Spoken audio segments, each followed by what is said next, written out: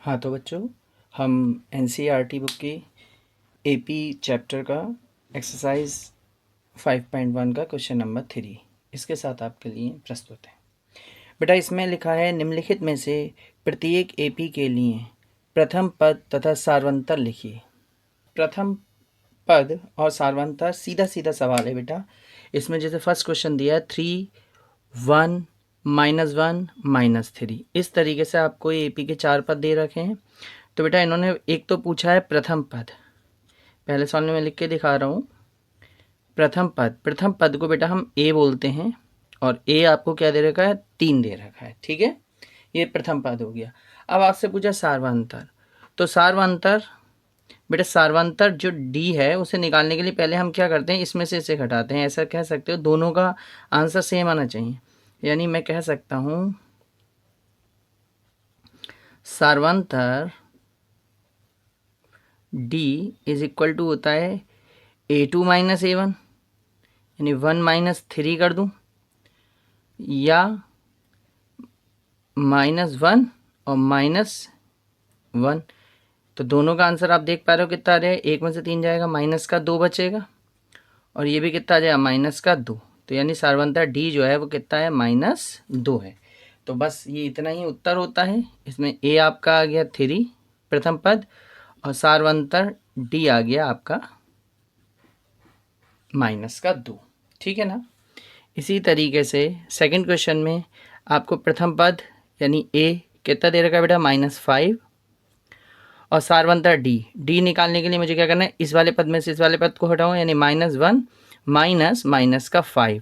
तो आप देखेंगे -1 और ये माइनस माइनस मिलकर क्या हो जाएगा, +5।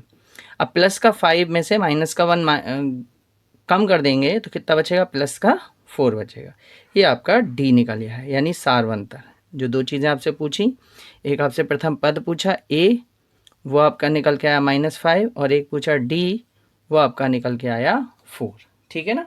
इसी तरीके से जैसे थर्ड क्वेश्चन आप देखेंगे, इसमें आपको प्रथम पद जो दिया है बेटा, वो दिया है 1/3।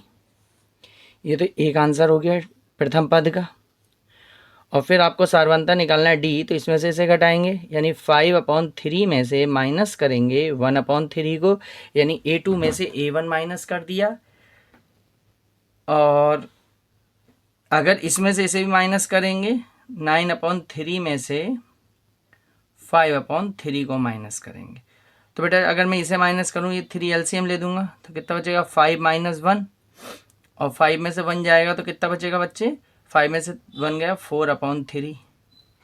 अगर मैं इसे देखूँ, एलसीएम ले लिया 3, तो 9 - 5, और 9 में से 5 जाएगा तो कितना बचेगा, 4/3। तो हम देख पा रहे हैं दोनों अंतर सेम आए, यानी इसके लिए जो डी है वो हो गया 4/3। इस तरीके से ये 3 क्वेश्चन इसके। ये हमारा फोर्थ क्वेश्चन है कि आपको प्रथम पद जो दे रखा है ए, वो दिया है 0.6, जिसे हम बोल रहे हैं क्या, प्रथम पद। तो प्रथम पद आपको दे रखा है 0.6, और सार्वंतर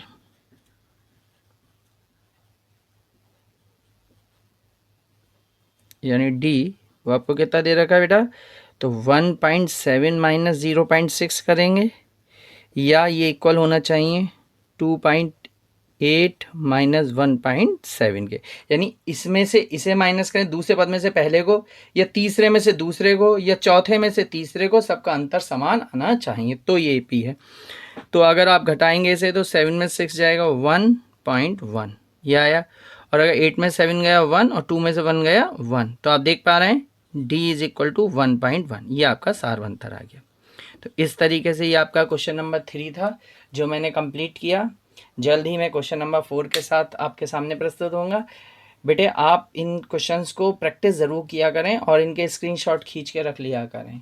और अगर आपको वीडियो पसंद आती हैं तो इन्हें शेयर भी किया करें, सब्सक्राइब भी किया करें, लाइक भी किया करें। थैंक यू बेटा।